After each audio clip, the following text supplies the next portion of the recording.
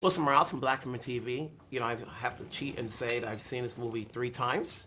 And each time is something different I get out of it. And the first thing I want to say is, how did you, for your first time, at least that I know of, co-write the story and adding in the romance and the comedy? Well, I mean, there was a very peculiar character in the Texas Monthly article from the get go. It was always sort of like a fascinating guy. It did never seem like a drama. There was always sort of like a quirky, fun thing to Gary Johnson. But then, as we started developing it, you just start to figure out where it is, and we never really leaned into certain genres. We kind of honored stuff and tried to subvert it at the same time. And it wasn't really until Adria came into the process that it really unlocked what I think is like the true gunpowder of the entire story, which is, you start off with like a very binary guy who is kind of stuck in his ways, and it takes someone that he's willing to risk it all for. Once you brought her into the process, it really was like, oh, this guy can totally throw logic to the wind. And it's just how we all are when you're in a great relationship or you fall in love. It's like your chemistry changes, right? You're chemically changed forever, and so it ends up sending you into a new identity in a weird way. And that's what really happened. And so when she came on board, it really unlocked the whole process. Adria, for you, is there anything you wanted to add to the character outside of what was on the page? I think when it first was on the page, it kind of was a skeleton of Madison. You could see sort of the turning points story-wise and structure-wise, but Glenn and Rick were so gracious and kind of leaving it open for me to come in with ideas and collaborate. And I would, come up with an idea, and Rick would be like, well, that one sucked. Think of another one. Or I would come up with another one. Glenn was like, I don't know about that one. And then some stuck, some ended up in the floor, and it was just such a cool experience to be able to create a character with your fellow writers, and with your director and your co-star. Like, I don't think I'll ever get that again. Usually it's, you're talking to your writer, but then who's going to act it is someone very different. And I don't know, we just kind of imagined what we wanted to see of these characters, or who I wanted Madison to be, without ever thinking that I was going to have to play her. So that was a really interesting part of the process. And then cut to me and Glenn were like, wait, hold on. Totally. We just wrote all this stuff and now we have to do it. And that was pretty great that we got to kind of dream up a role. But I think you're exactly right. Separating that process of like making the best movie possible, making the best story possible, that was like such an interesting, because when she came in, it unlocked so many things, and we all just got to sit around a table and just write, rewrite. And then finally we had like a script that with the whole cast that we were like, okay, I think this is a banger script. And then all of a sudden you do turn on the actor brain. You do have to interpret the movie in a different way. And I think that actually is a healthy thing, because you're never worried about you playing it. You're never protecting yourself along the process. You're just figuring out what's the most, like, the role that's going to give the audience the most punch, and then you have to figure out how to play it. So Yeah. Was there any particular scene that you said to yourselves, this is it, we got it? Because we, the audience, have got to feel that these characters belong together. And we see it on screen, the appeal. At what point, whether it was the beginning or the end of production, did you say, we got this? Was there any particular scene that you guys shot that said, okay, I think this could work? Ooh, I don't know. I mean, our first scene together is the scene outside that bar, and I remember at least acting across from her. I don't know how. The best thing for an actor in a moment is to be like completely lost in someone else, and like to be like watching Audrey and be like, dude, this girl's bringing it. Like you like to be like, oh yeah, this is gonna work. That's at least how I felt. I was like, there's not more pride that you can have than when someone else, like minute one of stepping on the screen, you're like, okay, she's gonna own this role and own it hard. And yeah, it was that bar scene that really you see in so many of the trailers and stuff like that, where she's like, I don't believe you're a hitman. That's the one that was like, that was our first scene. Yeah. And that was okay, we got a movie. Just want to say congrats. What a lovely film. Let's hope this really, really takes off the way I loved it. Take care. Thank you so much. Thank you so much. Wilson Morales from Black Women TV. When you're brought on to any projects you do, you're both comedians. You go in there, read the script, and ask yourself if you can punch it up. I don't necessarily do that. You kind of wait till you either on set or with this movie in rehearsal, whether that's what the director wants. Yeah, I don't necessarily look at it and be like, oh, I know how to make this better. I mean, sometimes you may feel that, but not everybody wants you to be making their script better. True, but you're comedians. It's one thing if you're actors, but y'all also come in with talent. Yeah, so I'm special saying, skills. yeah, so yeah, you sometimes you'll see it, but you're not necessarily going in saying I'm gonna make it better. You know what I mean? Mm-hmm. You kind of got to feel what it is that the director wants from you. Yeah. What And did you also- want to add? I was gonna say, Oh, well, I also think, like, as an actor, sometimes you don't have the full 3D picture. So what you think is funny might not work in the overall, like, scheme of things. Right. So that's why, like, having a director there that's their job to do that, that's very helpful. And then having a director like Rick, who is able to blend both his talent, like, the talent that he picks, their talent, and... What he's hoping to get. Thank you. having said all that, is there anything you wanted to add to the characters you're playing outside of the page?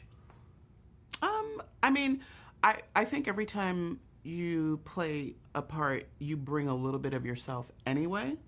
So that's just gonna happen. Unless you're really working hard actively to just make this a completely different person, you're gonna bring it whether you want to or not, because you're you. So I think there's always gonna be a bit of you in every part.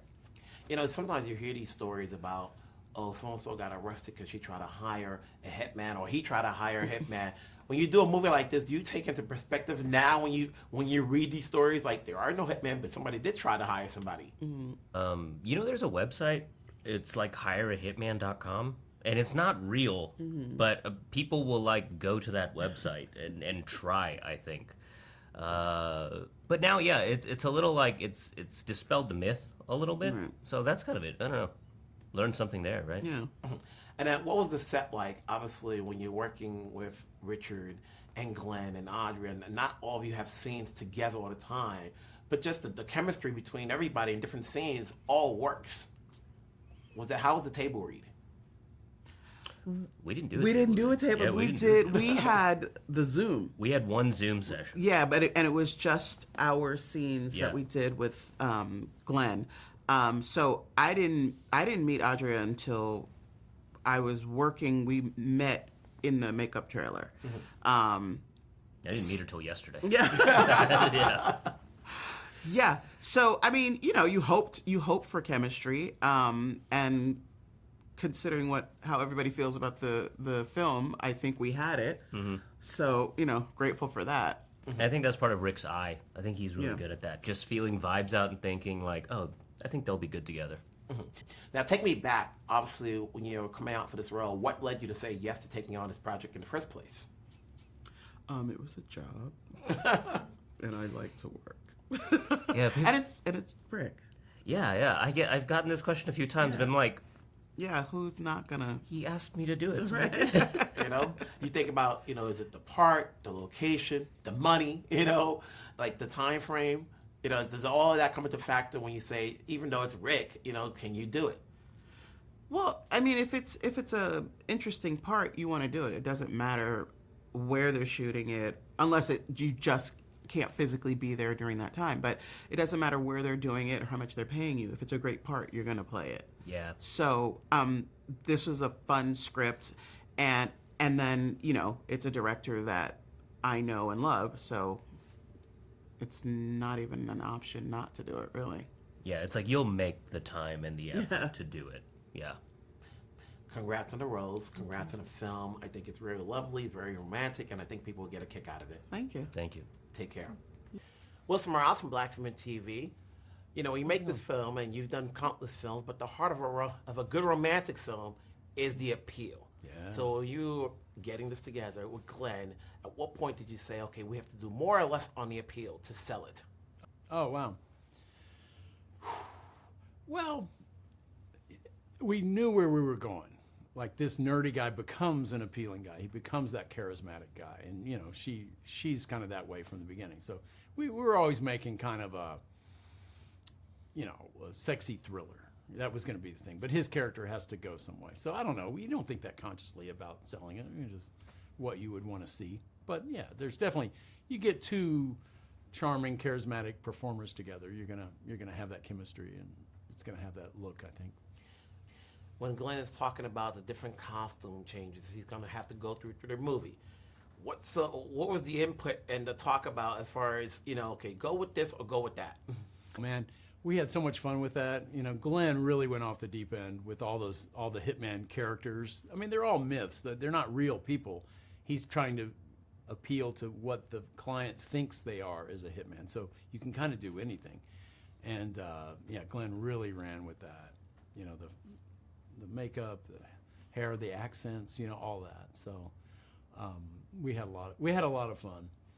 And I found out we cut a few of them on paper, but everything we shot is in the movie. I always thought if one was too crazy, we wouldn't. But you couldn't be crazy enough for this movie. You've known him for such a long time. You've seen him grow from the roles he's done with you, from other roles.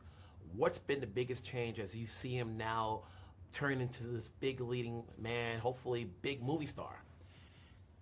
I've known Glenn a long time now, and I think to his credit, he's the same guy, Anyone who knows Glenn the last 10 plus years is going to be like, he was a star then. He had that charisma. He has that charm. It's him, So I think if the movie world's just now kind of catching up with that and aligning that. But to his credit, Glenn hasn't changed. He's that guy. He's a good friend. He's kind, just smart, funny, all those things. You like hanging out with him. Mm-hmm. I think that's what a movie star is, someone you kind of want to be around.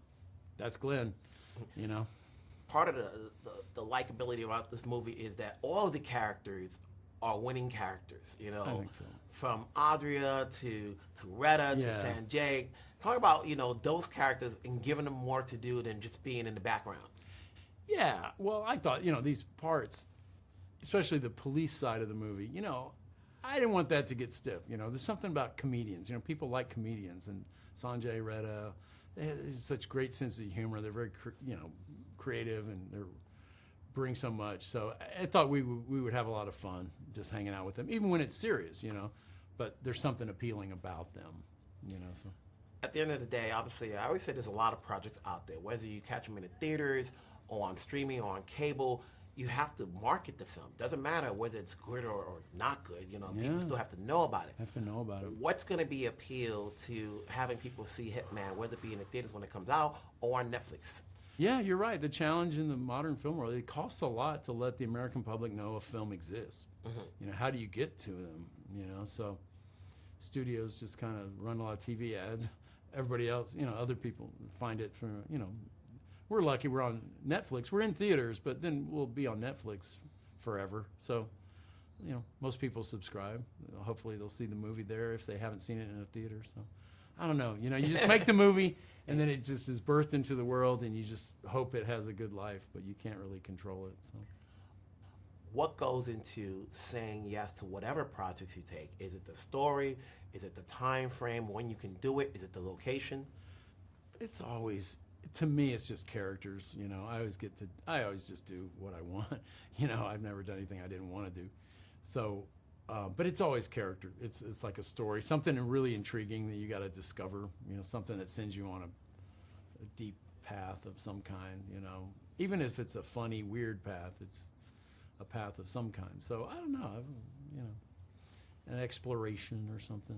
You're trying to find something in yourself. I think every movie you do. Just want to say congrats on this movie. You've got a big winner here. Oh, thank you. Let's see what you do it's next. Fun. Oh, appreciate it, man.